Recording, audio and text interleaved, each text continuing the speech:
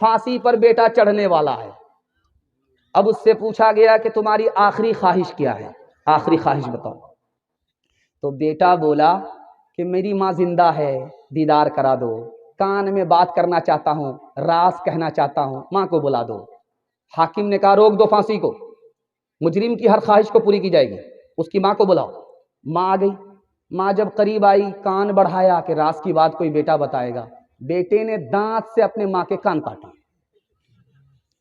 اب حاکم نے کہا کہ کتنا بڑا سنگ دل ہے, کتنا بڑا مجرم ہے کہ مرنے سے پہلے ماں کے ساتھ بھی اس نے نافرمانی نہیں چھوڑی. اس نے حاکم سے کہا گو حاکم, مجھے موت سے پہلے ماں کو بلانا تھا. ماں آ گئی, ماں نے کان قریب کیا, میں نے دانت کاٹے. تمہیں تعجب ہوا, لیکن اس سے بھی بڑھ کر کے حیرت میری ماں پر تم کو ہوگا. اس سے بھی بڑھ کر کے حیرت تم کو میری ماں پر ہوگی.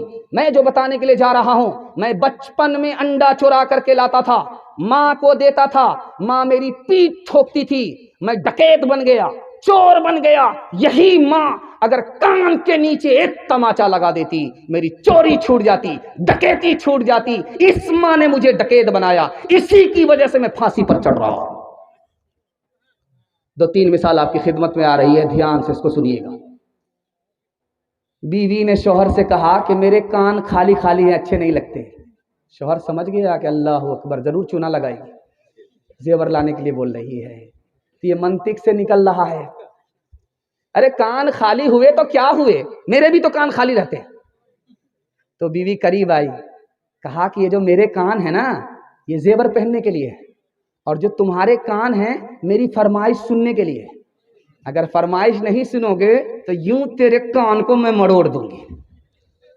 دوسری مثال آ رہی ہے, دھیان سے سنیے گا. ایک بس ادھر سے آئی, ایک بس ادھر سے آئی, دونوں ٹکرا گئی, تماشا ہو گیا. سارے گاؤں کے لوگ جمع ہو گئے. دیکھا تو کسی کی ہڈی ٹوٹی ہے, کسی کا سر پھوٹا ہوا ہے. سب لوگ خاموش پڑے. ایک عورت چلا رہی ہے, زور زور سے چلا رہی ہے, رو رہی ہے. اس عورت سے کہا کہ یار اتنا نقصان لوگوں کا, یہ خاموش ہے. تمہارا ہلکا سا نقصان ہے, تمہاری انگلی کٹی ہے, وہ بھی چھیل گئی ہے, مکمل کٹی نہیں ہے, اس کے لیے تم اتنا شور کر رہی ہو. کہ میرا بہت بھاری نقصان ہوا ہے. کہا کیا نقصان ہوا؟ کہا میری وہ انگلی کٹ گئی جس سے میں شوہر کو نچایا کرتی تھی. عورت اور مرد دونوں کا مجمع تھا, دونوں کا مجمع, ایک طرف عورت کا, ایک طرف مرد کا. ایک پرچی آ گئی مقرر صاحب کے پاس, ایک سوال کا جواب دیجئے. ایک مرد 4 شادی کر سکتا ہے, اس کی 4 بیوی ہوتی ہے ایک وقت میں, لیکن ایک عورت کے 4 شوہر کیوں نہیں ہوتے؟ اب مقررین نے سوچا اس کو قرآن کا فلسفہ بتاؤں گا نہیں سمجھ میں آئے گا, حدیث کا فلسفہ بتاؤں گا نہیں سمجھ میں آئے گا, عورت کا سوال ہے, عورت ہی کی زبان میں بتاتا ہوں, سمجھ میں آ جائے گا. کہا اس عورت سے کہ دیکھو تمہاری 4 شادی اس لیے نہیں ہے کہ تم کو 4 ساس ملے گی. کوئی ادھر سے کان پکڑ کر کے اٹھائے گی, کوئی ادھر سے کان پکڑ کر کے بٹھائے گی. تو کہتی توبہ توبہ, اسلام نے بہت اچھا کیا, ورنہ 4 ساس ہمارے اوپر عذاب بن کر کے مسلط ہو جاتی. جب میکے سے بیٹی سسرال جاتی ہے تو لوگ روتے ہیں, اور جب سسرال سے بیٹی میکے آتی ہے تو سب لوگ گھیر لیتے ہیں. تو ماں پوچھتی ہے بیٹی تمہارا سسر کیسا تھا؟ کہ ماشاء اللہ. شوہر کیسے تھے؟ تو سبحان اللہ. اور سسرال کیسی تھی؟ تو الحمدللہ. اب پوچھا کہ تمہاری ساس کیسی تھی؟ انا للہ جلے تو جلال تو اس بلا کو تاج. ماں کو سمجھ میں آ گیا, اس کو سب پسند ہے لیکن ساس پسند نہیں ہے. سسرال بھی پسند ہے, شوہر بھی پسند ہے, سسر بھی پسند ہے, لیکن ساس پسند نہیں ہے. تو ماں ہوتی ہے, تجربے کی بھٹی میں وہ تپی ہوئی ہوتی ہے, تجربہ ہوتا ہے اس کو. بیٹی کی نبض پکڑ کر کے پوچھا بیٹی میرے ایک سوال کا جواب دو, تمہاری جو شادی ہوئی تھی تم کو میکے سے سسرال کون لے کر کے گئی؟ تو کہا میری ساس آئی ہوئی تھی, مجھ کو پسند کیا, دیکھا سنا, جم گیا جج گیا, اور اس نے اپنے بیٹے سے میرا نکاح کیا اور مجھ کو میکے سے سسرال لے گئی. اب ماں نے کہا کہ بیٹی خبردار, اگر ساس نے تمہارے اوپر یہ احسان نہیں کیا ہوتا تو تم کو اتنا اچھا سسر نہیں ملتا, تم کو اتنی اچھی ساس نہیں, اتنی اچھی سسرال نہیں ملتی, اتنا اچھا شوہر نہیں ملتا. اب بیٹی کو سمجھ میں آیا کہ ساس دشمن نہیں ہوتی ہے بلکہ ماں ہوتی ہے یا ماں کے برابر ہوتی ہے.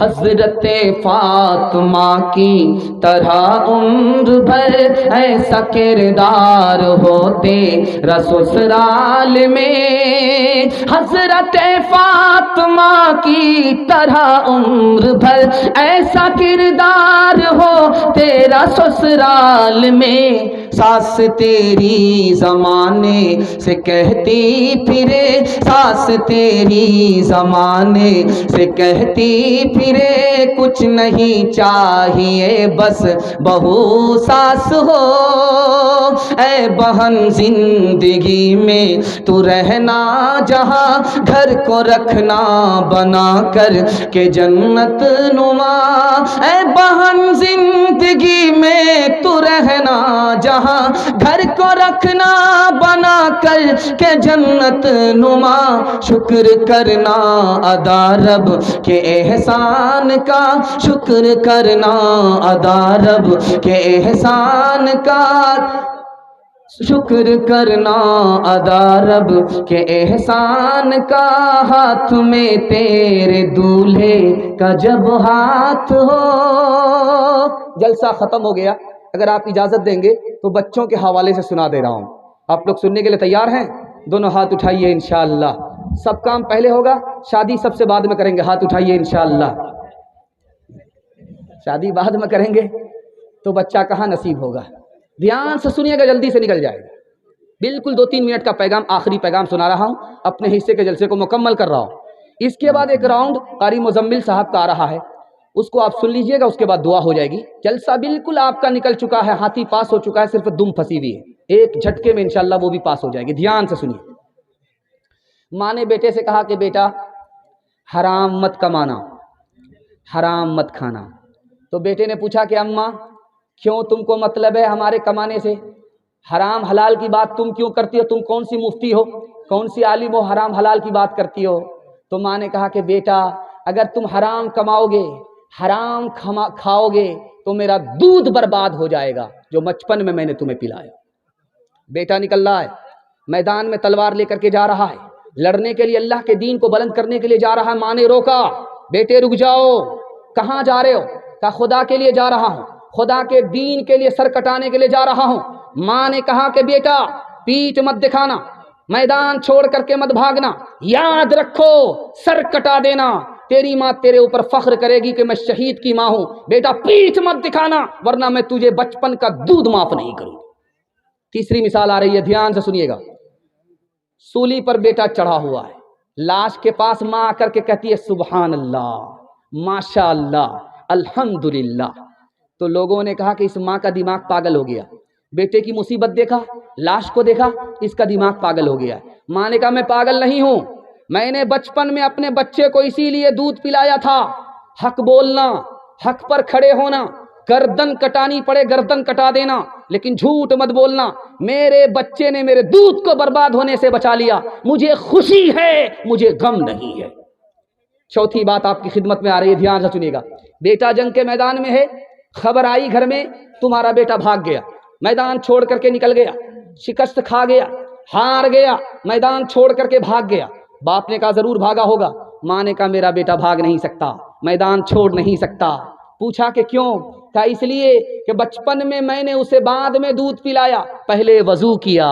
میرا بیٹا شہید تو ہو سکتا ہے، شکست نہیں کھا سکتا، بہادری دکھا سکتا ہے، پیٹھ نہیں دکھا سکتا۔ خبر آئی کہ پہلی خبر غلط تھی، دوسری خبر صحیح ہے، تمہارا بیٹا میدان جیت کر کے آ رہا ہے۔ آخری مثال، پیغام ختم کر رہا ہوں۔ جتنا کالا بچہ کسی ماں کو ہوتا ہے وہ اتنا صابن لگاتی ہے، 72 مرتبہ صابن لگاتی ہے اپنے کالے بیٹے کو کہ کسی طرح گورا ہو جائے۔ وہ صابن تو کالا ہو جاتا ہے لیکن بیٹا گورا نہیں ہوتا۔ وہ کالا بیٹا ماں کو 14ویں کا چاند معلوم ہوتا ہے۔ ماں نے پیارے بیٹے کو بٹھایا بغل میں، کہا کہ بیٹا تو بہت کالا ہے، تم کو کوئی بیٹی نہیں دے گا، کوئی کرسی نہیں دے گا، بٹھائے گا نہیں۔ بیٹا ایک کام کر، لوگ تم کو سر پر بٹھائیں گے۔ اب بیٹا کا کان کھڑا ہوا کہ میں تو کالا ہوں، میری ماں صحیح کہہ رہی ہے، میں بدصورت ہوں، مجھ کو کوئی عزت نہیں دے گا۔ تو ماں سے کہا اماں کیا کام کرنا پڑے گا؟ بیٹا ایک کام کر لے، رات دن ایک کر کے علم حاصل کر لے۔ تم جو علم حاصل کرو گے تو اللہ تم کو ذلت سے نکالے گا، عزت کی چوٹی پر پہنچائے گا۔ تم کالے ہو، لوگ تمہارا جوتا اٹھائیں گے، ترتھی پر بٹھائیں گے۔ بیٹے نے رات دن ایک کر کے ایسی محنت کی کہ اللہ نے اس کو مکہ کا قاضی بنا دیا۔ میرے بچے تیرے انجام سے جی ڈرتا ہے، تیری دشمن ہی نہ ثابت ہو جوانی تیری، کانپ جاتی ہے جسے سوچ کے ممتا میری، کسی برے انجام کو پہنچے نہ کہانی تیری، تیرے بچپن کو جوانی کی دعا دیتی ہوں، اور دعا دے کہ پریشان سی ہو جاتی ہو۔ میرے معصوم فرشتے تو ابھی کیا جانے، تجھ کو کس کس کے گناہوں کی سزا ملنی ہے، دین اور دھرم کے مارے ہوئے انسان کی جو نظر ملنی ہے، تجھ کو وہ خفا ملنی ہے، تیرے بچپن کو جوانی کی دعا دیتی ہو، اور دعا دے کہ پریشان سی ہو جاتی ہو۔